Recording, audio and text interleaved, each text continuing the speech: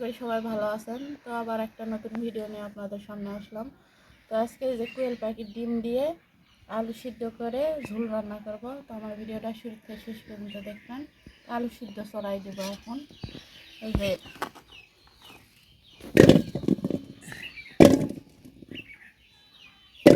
সকালে মনে আগে পানিটা দিয়ে আলু ধোয়ায় শুকিয়ে গেছে। এই যে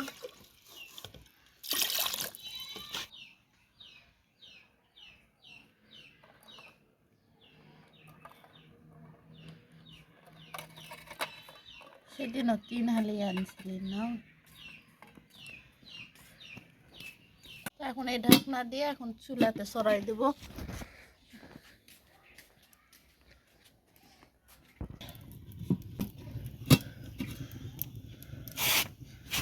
তো গাইস এই তো সিদ্ধ করতে দিলাম, সিদ্ধ হয়ে গেলে ছিলে নিয়ে তারপর রান্না বসাবো। তো আমার ভিডিওটা শুরু থেকে শেষ পর্যন্ত দেখবেন। আর যারা যারা আমার চ্যানেলে নতুন আসছেন তারা অবশ্যই সাবস্ক্রাইবটা করবেন। আর আপনারা যদি আমার পাশে থাকেন অবশ্যই আমি আগাইতে পারবো। আমার আলু সিদ্ধ ঝোলটা অনেক ভালো লাগে শীতের সময়। তারপর আমি আমদনিটা পালে আরও ভালো হয়, কারণ আলু ঘাটি এগুলোতে আমদনিটা দিলে অনেক স্বাদ লাগে। এটা গ্রামের অঞ্চলের খাওয়া দাওয়া।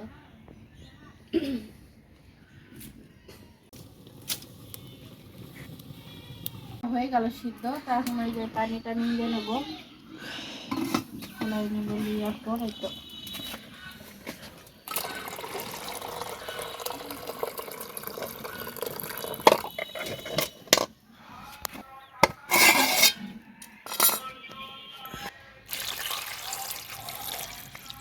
এখন তো গাইস এই তো আলু সিদ্ধ করে কোয়েল পাখির ডিমের ঝোল খায় দেখেন কতটা স্বাদ লাগে। তো আমরা এর আগে খাইছি, এই কারণে আমাদের এটা খেতে ভালো লাগে, এই কারণেই তো আজকে সিদ্ধ করলাম।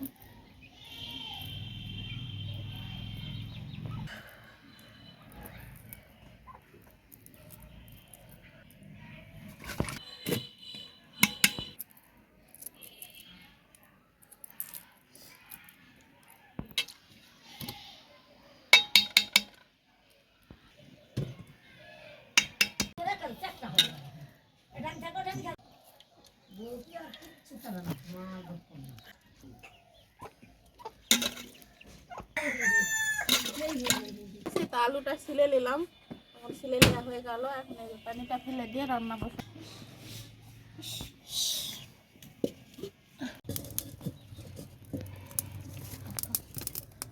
তেলটা দিলাম। এখন এই যে কুমড় বড়িটা ভাজা নেব, সেটা দিলাম।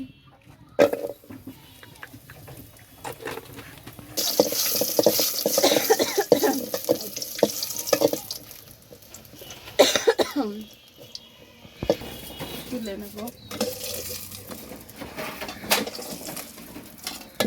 নিলাম।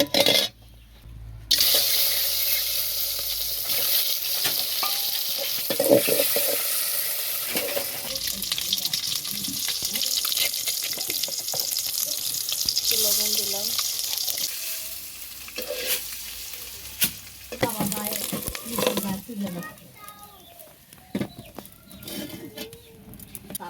তো কলে গেছিল তো গেছিল না পুজোর থেকে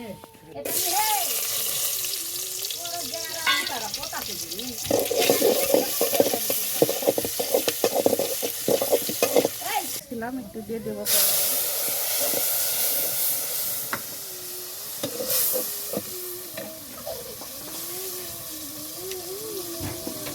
আস্তে আস্তে সব দেবো,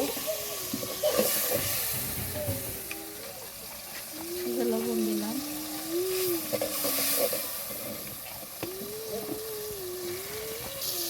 হলুদ, বাটা জিরা বাটা আদা বাটা রসুন বাটা,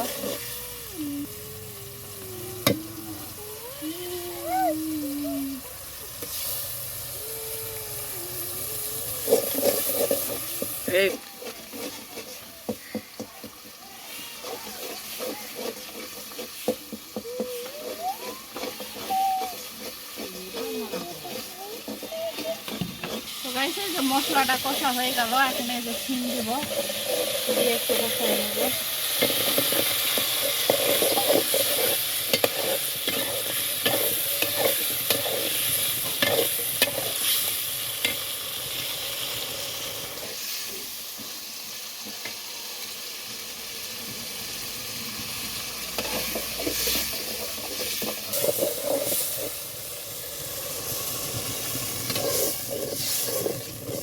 একটু কষা হলে একটু আলু ছাড়া দেবো তারপর। গাইস এটা আলু বেশি ভাঙবো না, কারণ ঝোলের আলু, একটু দলা দলাই খেলাম, এরকমই থাক। তো গাইস এই কোয়েল পাখির ডিমটা অনেক ছোট বাচ্চারা বেশি খেতে পছন্দ করে, তার সাথে আমরাও খাই। তো আমি একটা আজকে নতুন রেসিপি করেছি, কোয়েল পাখির ডিম দিয়ে আলু সিদ্ধ করে কয়েকটা আনাজ দিয়েছি, তারপর কোমর বড়ি দিয়েছি, দিয়ে ঝোল রান্না করেছি। অবশ্যই কেমন লাগে অবশ্যই কমেন্ট করে করবেন। তো আমার রান্নাটা কেমন হলো।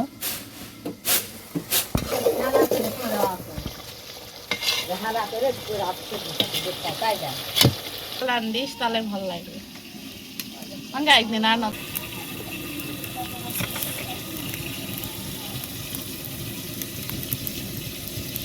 দিয়ে দিলাম।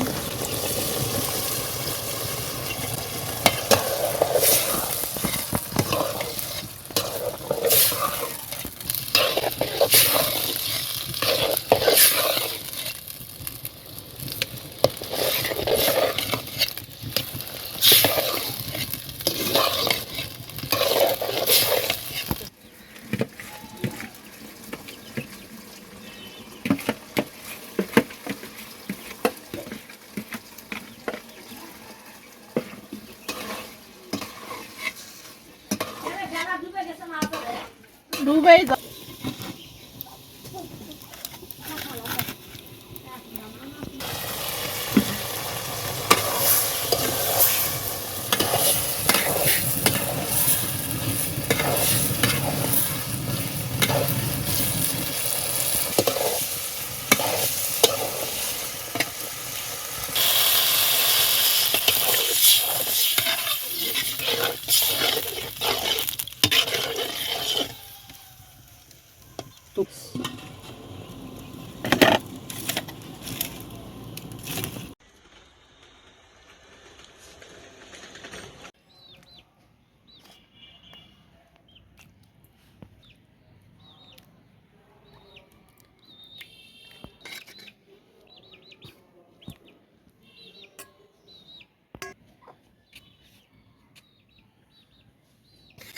তো গাইস এই তো আমার কোয়েল পাখির ডিমের ঝোল হয়ে গেল।